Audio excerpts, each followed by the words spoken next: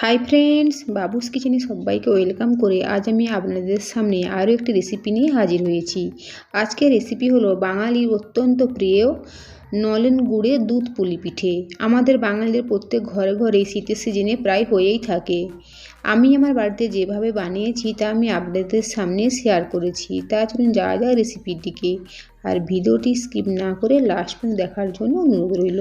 দুধ পুলি পিঠে বানানোর জন্য সবার প্রথমে আমি পুর তৈরি করে নেব। এখানে এক বাটি ফ্রেশ নারকেল কোড়া নিয়েছি, সাথে দেব এক বাটিরও একটু কম নলেন গুড়ের পাটালি। গুড় নারকেলের সাথে খুব ভালোভাবে এখন মিশিয়ে নেব। আপনারা চাইলে গুড়টাকে গ্রেট করেও দিতে পারেন।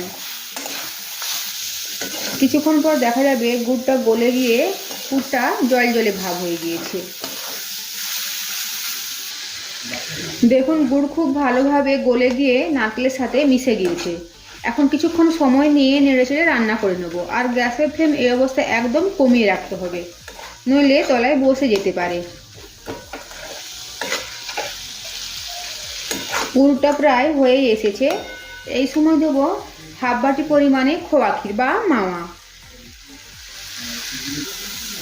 আপনাদের কাছে খোয়া ক্ষীর না থাকলে আপনারা গুঁড়ো দুধও ব্যবহার করতে পারেন। আবারও কিছুক্ষণ সময় নিয়ে নাড়াচাড়া করে পুরটা তৈরি করে নেব।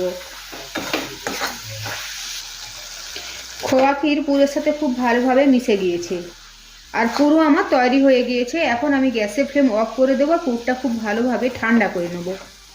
এখন এসেছি নেক্সট স্টেপে।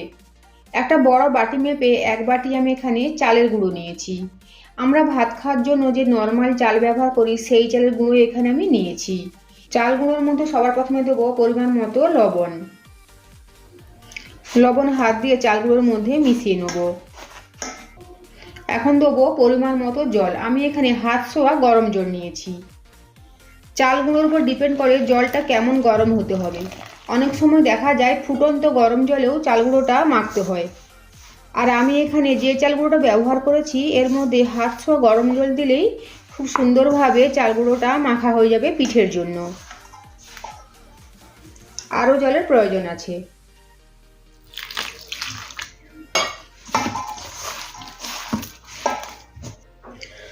জলের পরিমাণ এখানে লেগেছে এক বাটি চাল গুঁড়োর জন্য এক বাটির একটু কম হালকা গরম জল।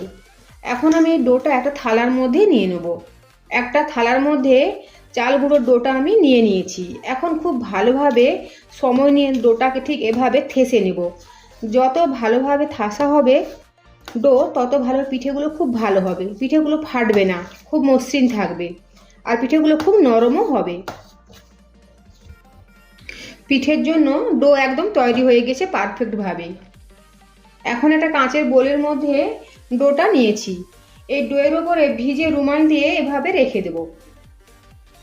এর ফলে ডোটা শুকনো হবে না। আর ওপর থেকে একটা প্লেট ঢাকা দিয়ে রাখবো। আর এখন যাব নেক্সট প্রসেসে। দুধ পুলি পিঠে তাই এখানে দুধটাকে রেডি করে নেব। আমি এখানে 750 ml দুধ নিয়েছি। দুধটাকে এখন জাল দিয়ে নেব। আর ওদিকে পুরটা ঠান্ডা হয়ে গিয়েছে, তাই পিঠেগুলো বানিয়ে নেব। এই ডো থেকে এখন পিঠে বানানোর জন্য অল্প করে, একদম অল্প পরিমাণে, যতটা কম করে নেওয়া যায় গোলা নিয়ে এবার প্রথমে গোল করে ঘুরিয়ে নেব হাতের মধ্যে। এরপর ঠিক একটা আঙুল দিয়ে চেপে গর্ত করে নেব। তারপরে হাতে একটু অল্প পরিমাণে তেল লাগিয়ে নিয়ে বাটি শেপ দেবো। তেল লাগানোর ফলে খুব তাড়াতাড়ি বাটিটা তৈরি হয়ে যাবে আর খুব পাতলাও হবে বাটিটা। দুধ পুলি পিঠে যত ছোট ছোট হবে দেখতেও কিন্তু খুব ভালো হবে তাতে। আর এই পিঠেগুলো পাতলা হওয়ার ফলে খেতেও কিন্তু খুব ভালো হবে। দেখুন তৈরি হয়ে গেছে। এখন আমি এর মধ্যে দেবো আগে থেকে বানিয়ে রাখা নারকেলের পুর। ঠিক এভাবে এটা চাপ দিয়ে প্রথমে মুড়ে নেব। আপনারা আপনাদের পছন্দ মতো শেপে বানাতে পারেন। দেখুন তৈরি হয়ে গিয়েছে। আরও একটা বানিয়ে দেখিয়ে দিচ্ছি।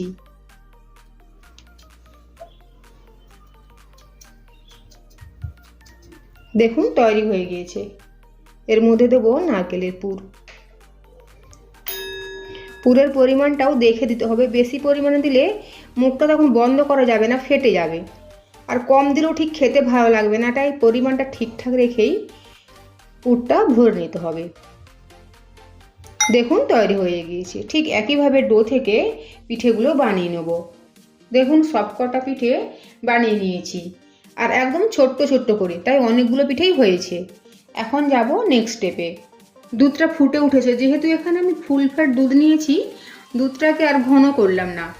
এখন এই দুধের মধ্যে দেবো পাটালি গুড়, নলেন গুড়ের পাটালি।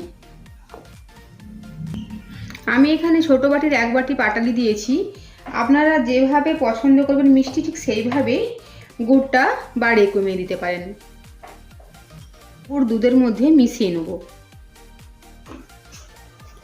দুধের মধ্যে গুড় খুব ভালোভাবে মিশে গিয়েছে। এখন এই দুধের মধ্যে দিয়ে দেব পিঠে। সমস্ত পিঠেগুলো দুধের মধ্যে দিয়ে দিয়েছি। এখন দুধটা ফুটে ওঠার জন্য অপেক্ষা করব। দেখুন দুধটা ফুটে উঠেছে। এখন গ্যাসের ফ্লেম লো টু মিডিয়ামে রেখে 10 থেকে 15 মিনিটের জন্য পিঠেগুলো সেদ্ধ করে নেব। আর আজকের আমার এই দুধ পুলি রেসিপি যদি আপনাদের ভালো লেগে থাকে তো অবশ্যই কমেন্ট করে জানাবেন কেমন হয়েছে। সাথে সাথে সাবস্ক্রাইব করার জন্য অনুরোধ রইল, আর পাশে থাকা বেল আইকন প্রেস করার জন্য অনুরোধ রইল, যাতে আমার প্রতিদিনের ভিডিওর আপডেট আপনাদের কাছে ফার্স্ট পৌঁছে যায়। 15 মিনিট পরে ফিরে এসেছি। পিঠেগুলো খুব ভালোভাবে সেদ্ধ হয়ে গিয়েছে, সাথে সাথে দুধটাও অনেকখানি ঘন হয়ে গিয়েছে। এর থেকে বেশি ঘন করব না, ঠান্ডা হয়ে যাওয়ার পরে দুধটা আরও বেশি ঘন হয়ে যাবে। গ্যাসের ফ্লেম অফ করে দেবো, আর সাথে দেবো 1 চিমটি লবণ। এই লবণ দেওয়ার ফলে পিঠের স্বাদ আরও দ্বিগুণ হয়ে যাবে। ভালোভাবে লবণটা মিশিয়ে নেব। তৈরি হয়ে গেল দুধ পুলি পিঠে। এখন ঢাকা দিয়ে 2 ঘন্টার জন্য রেখে দেবো, তারপরে পরিবেশন করব। পিঠে ঠান্ডা অবস্থাতেই কিন্তু খেতে বেশি ভালো লাগে।